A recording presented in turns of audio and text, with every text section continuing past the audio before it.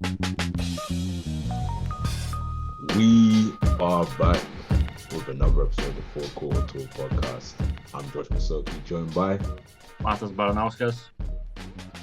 Feels good to say it. Feels good to say it. We're back. I think back to a time where we used to call this a weekly podcast. I think back to a time where we used to drop 2 a week, maybe 3 sometimes. Life happens, man. You know, we're not at uni anymore. But you know what? As long as I got my webcam, yeah, we're gonna try to squeeze one in with maybe no regularity whatsoever. But I mean, when something like the news that we've had over the last week comes, we'll be there. We'll be there. And always. I mean, we're talking about news and big news. It seems we got to start with a Woj bomb, the biggest of his career, and the fact that he's retired. And wow, like Woj retired before Embiid reached the conference finals. Like literally, I didn't think. I don't know. It's crazy. Obviously, he does a career that, whilst obviously it's not like wear and tear on your body, but I mean, you've seen the screenshots of Shams where he posts like 22-hour watch time and screen hours and all of that. It probably isn't the best. It's probably a young man's sport in terms of having enough time to stay next to your phone every single day. Like I work in media, and it's like I can already see sometimes it's a bit but yeah, he had to let that go. And he's gonna be a GM for his alma mater, I believe. Yeah. So congratulations to him on like an incredible career. Uh yeah, it was a sad moment, man, to take him off my post notice. Yeah, that I think like everyone were like crying when we were pressing like turn off notifications. Like Man, no more Woj bombs and everything. And Isaac was Okoro being the last Woj bomb. yeah. That's a good call. Uh I don't think anyone expected like I feel like he still had a few years in him, obviously. But I don't think anyone expected there was literally no rumors about him thinking about that. nothing. He just Nothing. literally out of nowhere, like, oh yeah, I'm gone. In fact, in the last couple of years, he just gotten more and more the responsibilities at ESPN as well. They were starting to put him on more shows. He's becoming more of like a media personality. So yeah, I'm sure it's probably fairly abrupt to them as well. Um, but yeah, hey, respect to him, man. He probably just has more priorities now, and it's a fast life that he has to commit to. Yeah. With that though, I think it's spurred like some rumors about who's taking his place. Obviously, Shams at the moment pretty much has a monopoly, and I'm sure he was pissed seeing that after he retires and then D Rose retires. Obviously the cat trade and everything, and they'll say he's like itching at he's Yeah. like staring at his phone. Because he probably had people telling him all this stuff was happening too. So now he's probably just gonna have to tell like his boys all the time. But yeah, obviously now it is time for him to, pass that torch along. So there are a few people, obviously Shams, they're saying that ESPN are looking to poach him. And I've Well, seen they that. sacked Zach Lowe, so kind of. I feel That in a like sense. it's yeah. I feel like it's just like freeing money just to give Shams as much as possible to be like basically grab Shams, the Yeah. ESPN. But the fact Yeah. that like they sacked Zach Lowe, but like they keep others who are literally not worth being there is like it's crazy to me. Yeah, I think ESPN are clearly, well, all of traditional media are clearly seeing the trends of just how media is consumed now through more of an influencer, not even influencer, but more of creators and people gravitating towards people like Kenny Beecham in that sense, and instead of and fall in love with the personality. Uh, but they've taken it to the point where they're like, okay, cool. So we're just gonna have caricatures that are just gonna spew like BS Nonsense. and just hot Yeah. takes and be loud, and that they think that's what. But anyway, I'm sure it's just as simple as they're seeing what gets clicks, and yeah, Yeah. that's tough though. What That brings is sad the though. money? That's it. That is sad as someone that I have a lot of respect for a lot of the content that ESPN has made over the years, and yeah, it's a bit rough because someone like Zach Lowe is a really good voice in it, and I think one of his last takes was just how elite OKC would be. So obviously, just the league hating, man. It's just the league hating. It's the league hating. But yeah, Shams, I don't know, man. I don't know. Shams. They're saying I think Passan, who's coming over from like baseball, might take it over, but I think it's not really as simple as some. It would have to be someone like Shams to have the same effect because he Yeah, has the connection. because like yeah, and you need the experience. Like to be that guy, you need the experience. And probably Yeah, Shams, literally it was Shams or Woj, those two top guys. And I was like, has to be Shams. yeah, because with Shams and Woj, the way it worked, the reason why they were kind of two opposite forces that had inside information because Woj was the one that had the connections and sources with organizations and higher ups, execs and GMs, whereas Shams was the one that had more access to like the players and that side of things, agents. So Shams would always be at these camps and these private runs and everything. So it was like Shams might get the information first from the agents and Woj gets it from the organization. So that's why it was like a clash like that. But now it's like they need that inside guy. And is that person just because they take Woj's job doesn't mean that they're automatically gonna Yeah, have all these relationships that Woj built over the last 20 years because Woj didn't have them because of ESPN. He was at Yahoo Sports for a while. I think him and Shams were there at the same time at one point. But yeah, we'll see how it goes, man. We'll see how it goes. Shams just gonna have to eat for now, bro. He's gonna have yeah, to eat for now. But yeah, I mean that takes us swiftly through to an even bigger retirement announcement that Woj probably kick himself that he didn't wait to to break. But yeah, Derrick Rose, man, Derrick Rose, man. Like that's like I don't know, man. I just feel just seeing these players that I grew up watching yeah, just keep retiring, and it's like, yeah, like LeBron's the only one that keeps me feeling young because he's that constant that's just always been there. But man, D Rose, it's always been that debate about obviously how quickly he started and whether he'd end up being the first MVP to not make the Hall of Fame. But man, I just want to give him his flowers, bro, just because obviously a lot of D Rose's legacy, or at least the way that he's talked about, is very much a what if. But just how long he lasted after a horrific injury like that, and at the time, because maybe who knows if he had that injury today, he might have recovered a lot better just because of the modern technology and science. But in that time, an ACL injury was career, like it was just the end of your career, and it was just as simple as that. So the fact that he was able to reinvent himself, his game mentally, psychologically, because I know what it feels like when you go through. I've never had an injury that severe, but the way that you second guess yourself, the way that you just don't even want to run and jump, for him to turn stuff that used to be a poster into a floater in the lane instead. Yeah, just much respect for the fact that he was able to even last this long and humble himself to play a different role. yeah, yeah. Derrick. The thing is about when I see Derrick Rose, I first thing I imagine is Jack wearing his Rose shirt in the fucking radio studio and just clowning around. Yeah, So I don't know. Yeah, Derrick Rose. Yeah, it's for me. It's crazy that like his career high is like Timberwolves. I feel like yeah, everyone will when they think about Derrick Rose, they will think about Chicago Bulls. Like when you but think about it, he's been in so many places that like, but yeah, like his prime, like you say prime, like he never reaches prime. That's a problem. yeah, it's tough.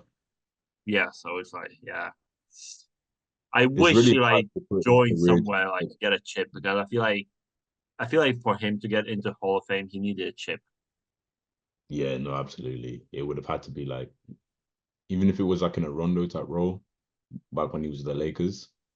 Um, yeah, because I look at his career as the pre-injury point. Yeah, Then there's the kind of where he was still pretty good when he was still with the Bulls. You know, when he went back and forth with the Cavs for a bit, when LeBron had gone back to the Cavs, like 2015 era. That was like that last little bit where he was still the go-to guy with him and Jimmy. And then there's just this period where his career has just been wasted on terrible teams.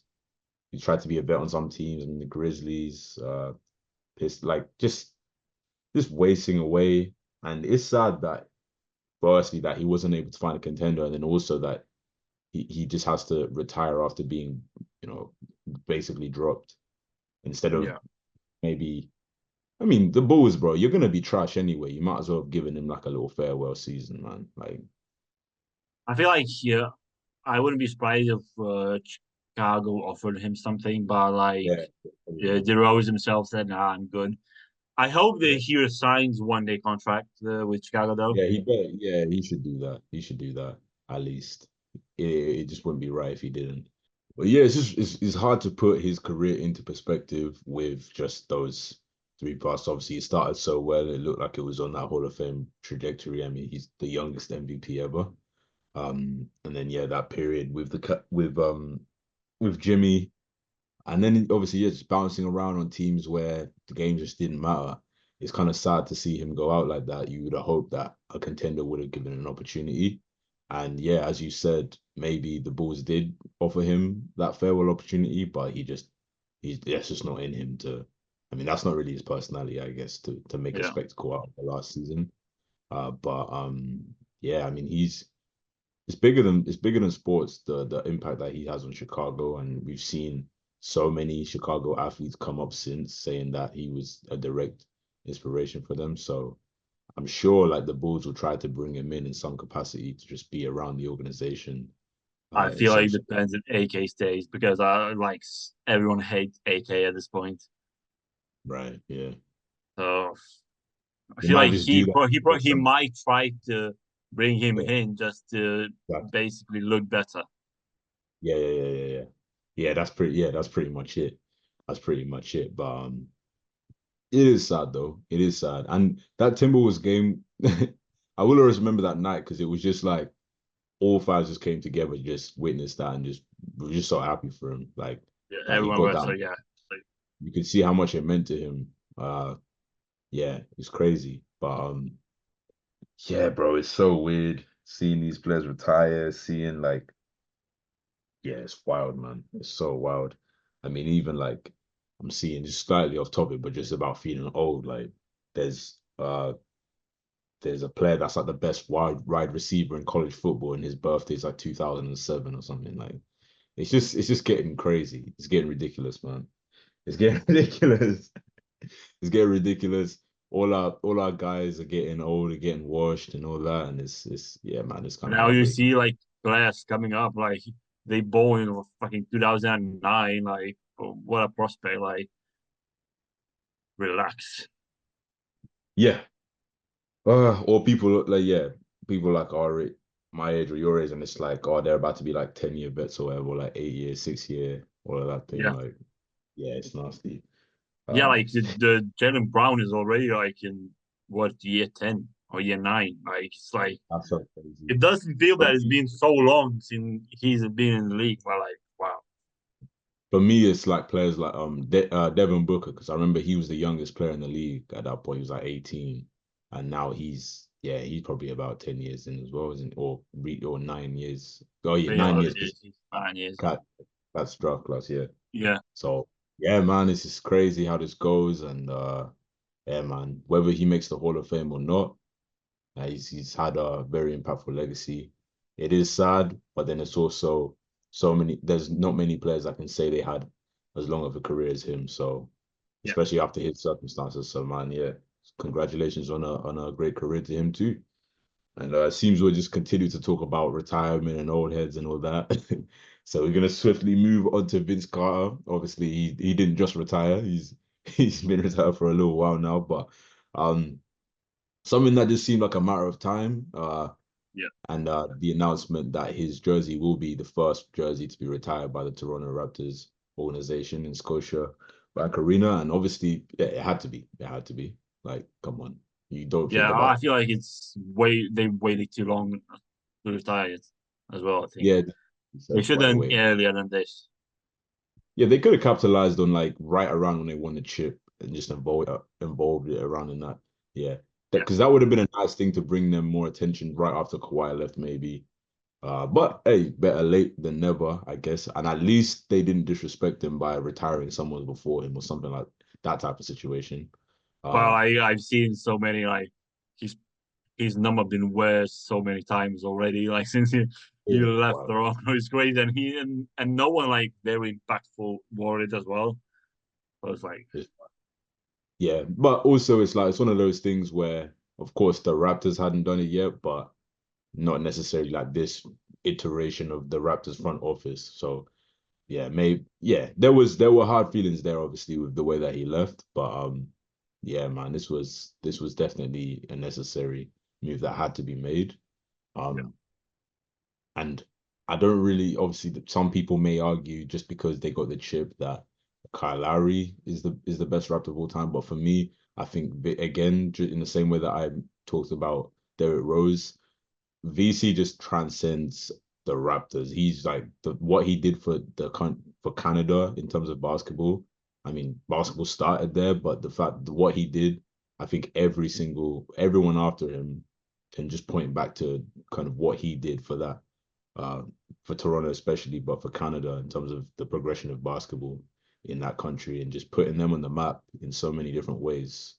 Um, yeah, I mean him. Yeah, you can't really talk about the history of that country of basketball without talking about him and like Steve Nash.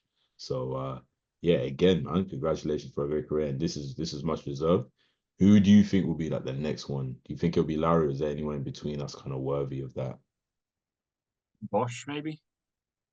Yeah, I I can feel see like that. it's either Bosch or Lowry Mm. will be second Yeah, one. yeah. I don't know, but they've kind of created a precedent that it's gonna have to be, even though they they don't have like the oldest franchise or the most successful franchise. But I mean, if they're gonna wait this long for VC, then you're forced into being pretty selective now. Yeah. You know what I mean? So yeah, we'll just have to see how that goes. But yeah, that would be a special night. And then lastly, we will finally clear the end of the retirement No, discussions. wait. You didn't finish because Nets retiring Carter's jersey as well. Oh, I didn't see that. Yeah, they are. They are retiring. I think in January or February they're retiring his jersey as well. When was that announced? It was wait. I'll find it. It Just was last definitely month. announced. No, no, like I'm just curious. When was that announced? Uh, Because what I think it's a situation where the Raptors heard that like the Nets were gonna do it, and I'm pretty they sure felt. it was after Nets announcement. I mean, after the Raptors announcement. Yes. No. Raptor announced after Nets. Yeah, see, that's what I'm saying. Do you think they saw that they announced it? They saw their Yeah, announcement and thought yeah. I think it. Yeah, we kind of they have to. retiring uh, January 25th of January. Yeah, they thought we probably have to. It's kind of embarrassing if we Yeah. don't. Yeah, yeah, that type of situation. Again, like as much as yeah, when I close my eyes and I think of Vince Carter, I think of that iconic Raptors jersey, obviously. Oh yeah, But that dunk contest basically in that jersey.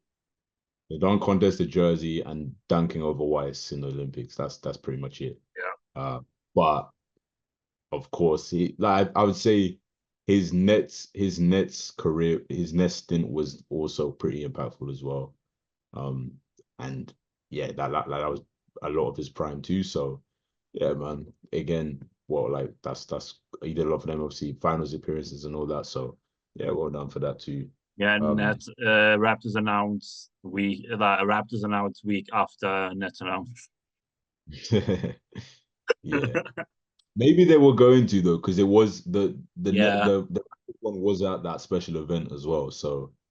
and So it's like yeah. So it's kind of it might be the just Nets just wanted to coincidence, undercut them. The Nets just wanted to undercut them, like probably. Yeah, but I feel petty, like yeah. he deserved to get retired in both organizations. 100%, 100%, 100%. Yeah. All right. So yeah, now we will end the retirement discussion with AJ, who obviously is the youngest of the bunch. I mean, he's younger than us. He's 21. Um, Yeah, and crazy. he made the decision to retire, to focus on ministry, following Jesus, and just just much respect just for even having any principle that you value that much to sacrifice a multi-million pound dollar career and just everything that comes with that can't be an easy decision. And he mentioned in his video that it was kind of a long process up since 2020 that he'd kind of been thinking over this. Um, but yeah, much respect for coming to that. It is sad. to see kind of a young player, kind of and in the, he was good as well. yeah, a lot of potential. Um, but I mean, yeah, some things just it is a game at the end of the day. It is a game, and There's some things bigger than basketball. So you have to be able to live with yourself as well. If so yeah, if you so anyone that can stand on their principles, no matter what their principles are, like it just gets a lot of respect. As a religious person myself, like I have a lot of respect for that. But yeah, I don't want to get too deep into that one here. But I mean, what from the from the Hawks perspective, you use the 60, he's the 60th draft pick. That's probably tough, but yeah, I don't know. I mean, his current situation that he had, obviously, it was with the Rockets, and he probably wasn't gonna. It was, as they say, a very deep squad, but especially at his yeah, very position, deep squad. it would have been hard for him. But I mean, a player that young, he would have found somewhere else. So yeah, it's very much a sacrifice and completely different circumstances than any of the other. I mean, maybe it's a little bit similar to Woj, I guess, in terms of kind of yeah, stepping away on your own terms, but. Yeah, it's wow. This is a very rare case that you see 21-year-old player. Uh, what would it have been his third season? Yeah, Yeah, wow. Yeah, I don't think we're gonna see anything like this for a while, but yeah, much respect for that. yeah, yeah. Because yeah, as I said, we don't see that very often. It's a very rare So, thing. There's some occasions that like older players just say, "Oh yeah, I'm retiring." Like not like 21, like we say like 30 retiring, like to for God or something like that. But like yeah, 21. Like as I say, as I said, like oh yeah, you need a lot of like to make like decision this big is like crazy. Like you need to be like certain and like yeah, he's as I said, he thought about it since 2020. So all props to him. yeah, because there's a lot of Christians and people of faith in the league that the argument that would be said that they can use their platform to push it more and all that thing. But look, it's clearly not something that he took lightly. He's been in the spotlight for a long time. He was at Duke. That's a huge school. So it's not like the NBA was the start of him being in that type of environment. And he clearly decided that he probably tried that and realized that no, my efforts are best served away from the game and it's a distraction for me. So yeah, like yeah, it's just crazy. It's really yeah, wow. Someone that young to have that type of perspective in anything they do, man, like a lot of respect to that, man. That's inspiring. It's inspiring. You know Okay. what kind? You know what's kind of ironic? He played for Duke, and aren't they Blue Devils? Yeah, yeah, yeah. No, I saw that too. I thought about that too. But yeah, Um, I think he spent a couple years in Atlanta and realized like, nah, oh yeah, there's no God in yeah, this league. Yeah. There's nothing godly about this league. I can't do nothing in Atlanta, bro. Atlanta and Houston, bro. Atlanta and Oh Houston. jeez, I think yeah. he played for one other team as well. I can't remember. No, Um, I don't think so. I think he was traded to one other team. No, let me see. I'm pretty sure he got drafted. No, I know Uh, he got drafted to the Bulls. no, it Uh, was just Atlanta. okay, fair enough. Yeah, yeah, yeah. All right, but We oh didn't shit. even play a game for Rockets yet, Right. so Cool. Yeah, yeah, yeah. So yeah, man. Wow. Yeah, it's crazy, crazy. Okay, so let's move on to the main event, the thing that brought us back out of retirement. Is the Karl-Anthony Towns trade, which was just like completely out of nowhere, completely unexpected. Um, wow, wow. I think the first reaction I had was why. I think my current reaction is still why. But I mean, let's go over yeah. the. It's not finalized yet, but I mean, yeah, you go ahead and just kind of explain what we know right now. Well, just basically, Knicks acquired Karl-Anthony Towns for Julius Randle, Donte DiVincenzo, first round pick from Detroit, and there's Hornets involved as well somewhere, but there's no news about the Hornets what's going to Hornets, what's coming, what teams are getting from Hornets. That Mitchell part is Robinson, you are a Hornet. possibility, Maybe. yeah, possibility. But yeah, it's basically at the moment we know that it's Towns for Randall, DiVincenzo, and Detroit's first round pick. So fair, Yeah, that first round pick could be valuable. very valuable. Very valuable. We're talking about Detroit here, bro. It does not matter what year it is. Top five, number fifth, number five pick guaranteed. Yeah. I mean, to be fair, what it would be the Hornets' luck for like the year they don't have their own pick. That's when it will be first. Yeah. Yeah, for sure. But yeah, wow. Yeah, why? I mean, I get it from the Knicks perspective, which we'll start with because they got the big fish, obviously. Uh, Big per. they They got the big. big per. They're talking about the bodega cat or whatever. Yeah, of course. I mean, we were talking about it when yeah, they have no big for a while. Obviously, Mitch Robinson is hurt. And we were speculating maybe they go after Valanciunas. And I mean, they've been linked to Cat for a minute in terms of them wanting Cat at least, them just wanting Yeah. Cat. That's been a thing for quite a while. And they kind of just saw their opportunity to just put their chips to the table. I think the Knicks, what I do have to respect about the Knicks is that as much as it's easy for a team to get as far as they did and be like, okay, we only lost because of injury, so let's just run it back. But once you show that you can do that without Randall, it kind of always looked like Randall was very, very much going to be traded at some point. Because once you show that you can do all of that without Randall and see how those players around him thrived, you kind of saw that. I think my biggest surprise at the time was that they split that Nova core that they had. But I guess since the news being revealed that DiVincenzo wasn't quite as hyped about that as it may suggest, which probably has a lot to do with the fact that his role was probably going to get diminished, and he had a breakout season last Yeah. year. I mean, some of the numbers that he was putting, especially in the regular season, were just absolutely crazy. He had some Even in stretches. the playoffs, didn't he got like 35 in game seven or like something like that, nearly 40?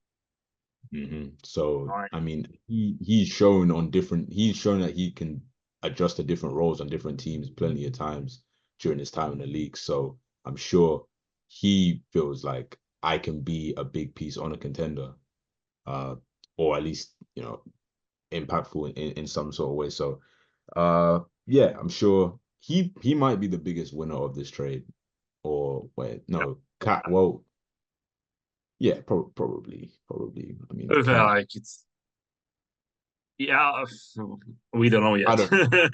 I Like don't that's a know. weird one because like Cat's gonna play, Yeah, Cat. DiVincenzo probably play a lot. So it's like even Julius Randle, they probably gonna start Randle and Gobert.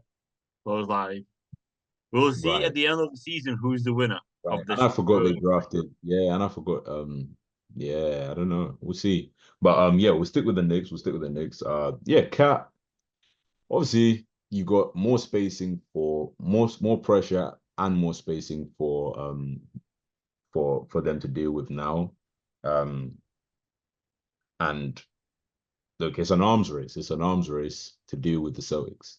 Every team in the East is worrying about the Celtics.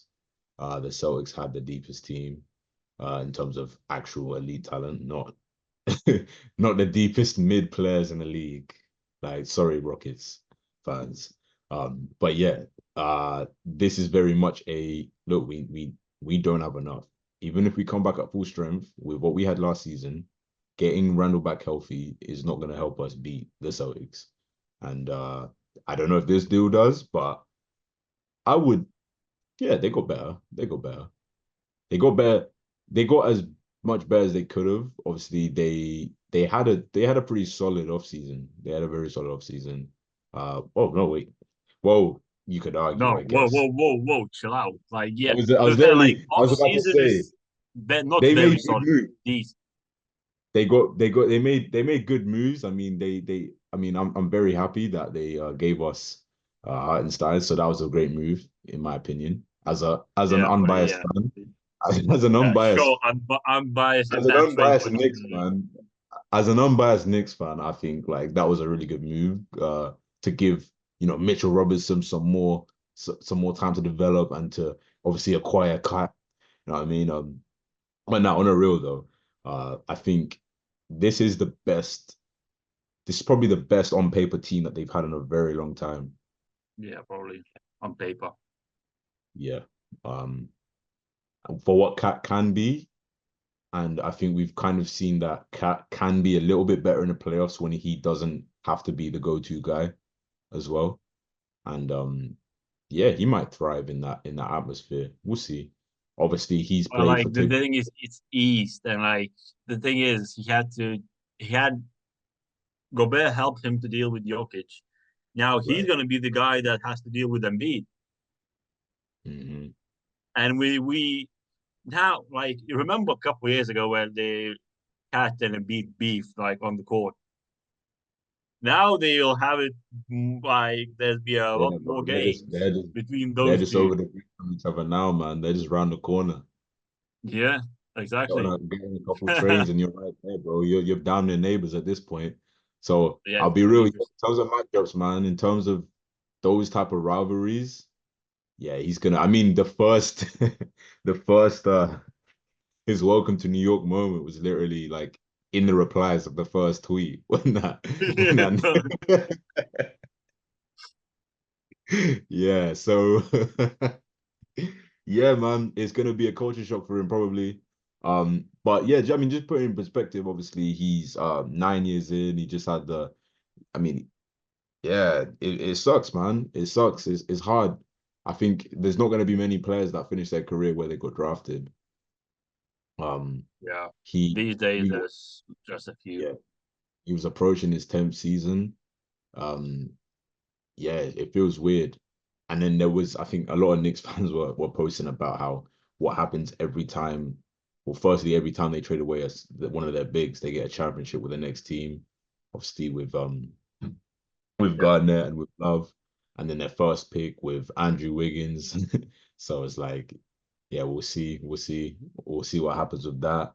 But yeah, I don't know. It's an interesting one. It's an interesting one. I guess if we what is there more to say on the Knicks side, you think? I feel like in my opinion they got a bit maybe worse defensively because it's still Yeah. like Vincenzo and Randall. They're like decent, solid defenders.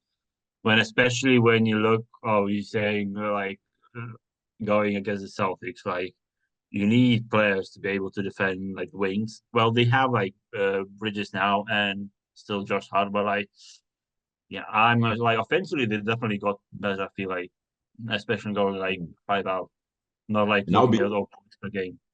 I'll be honest.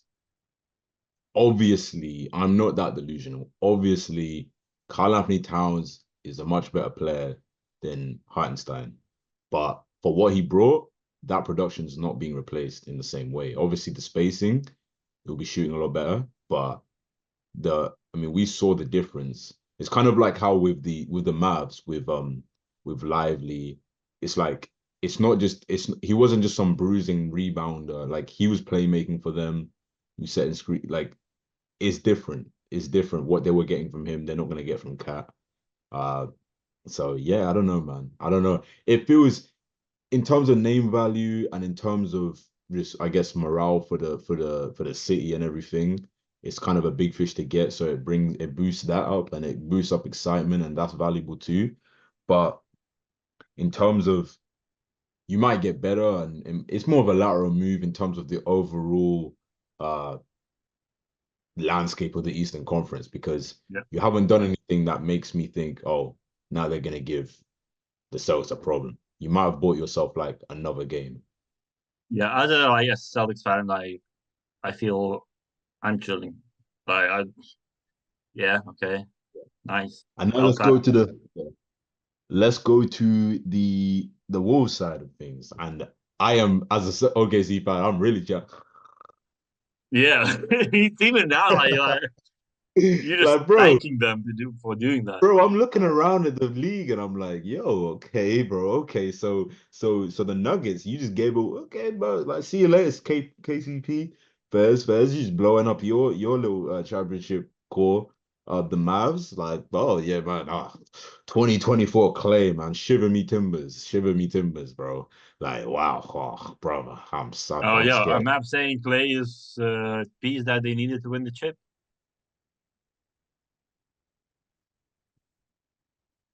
Yeah, that's yeah, that's about it, bro. That's about it.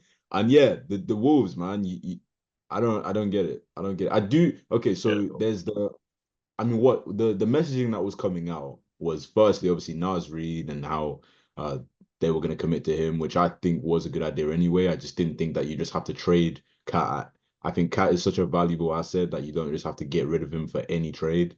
I feel like you can afford to wait. Um, and then there was the angle about more spacing for Ant without like with bringing DiVincenzo and stuff, and I'm like. You just brought in Julius Randle, bro. You're gonna have a Julius Randle, Rudy Gobert front court, bro. Like oh my god, that sounds nasty. that is with your. I saw a tweet. It said that they're really trying to prove that Ant is the next best shooting guard by giving him 2002 spacing to compare to like D Wade and Kobe and AI. Because bro, that is rough. That is rough. Yeah, I don't know about that one, man. With them, I struggle to see the point. Well, I know the point. On the basketball court, I don't get it. But obviously Yeah. it's the it's the bottom line. It's the bottom line. And it goes more towards how this new CBA is just giving owners a chance to just be cheap and have an excuse. So, oh, yeah, that second apron, man. You gotta avoid that second apron. Sorry, my hands are tied. Yeah, and it's getting a bit Yeah. rough. Yeah, for me, it's like you reach the conference finals in like I don't know how many years, and then you say, "Oh yeah, I we reach conference finals, so yeah, we trade our second best player." Yeah, I understand the money side, but like Yeah, it's really short stuff. apparently if they kept Cat, they were losing Nas and Alexander Walker. But like Mm. you get Julius Randle back. I don't think you have to look. I don't. For me, it's not really trading Cat is not the thing. I'm like, why? Because that I feel like, yeah, why not? I think Nas Reed definitely showed that he was ready to kind of take that forward and that he would be like offensively and defensively that he's kind of the future at that position for them. But it does. Why would it have to be for Randall and DiVincenzo? Yeah, Like, exactly. Like the pieces you get in return. like some of these trades in the last couple of years, it's like, yes, you could have traded that. I've seen so many people say, "Oh yeah, this is exactly the trade I did on 2K," and that says a lot. If like this Yeah. is like 2K trade, like that says a lot. Bro, this is that fantasy trade you send at like 4 a.m. and right after the game and hope that they're not paying attention and just click accept because they saw like one. I don't get it, bro. I really it's a really weird move and yeah, it's funny to see all these Timberwolves fans going through it right now. Oh, the thing is, I know how they feel because like Cat did 9 years there. Like he never requested a trade. He always been there for them, and I feel the same with Smart when like Smart got traded. I'm like, why? But with because the difference is we got better. I don't know if they got better. at least for that part. Bro, Cat was literally at the facility shooting with his dad whilst the trade was going. 3 a.m. It was at 3 a.m. Yeah, 3 a.m. And And then in then the morning, like, Randall had just done like a community like event where I think they named a court after him in New York or something.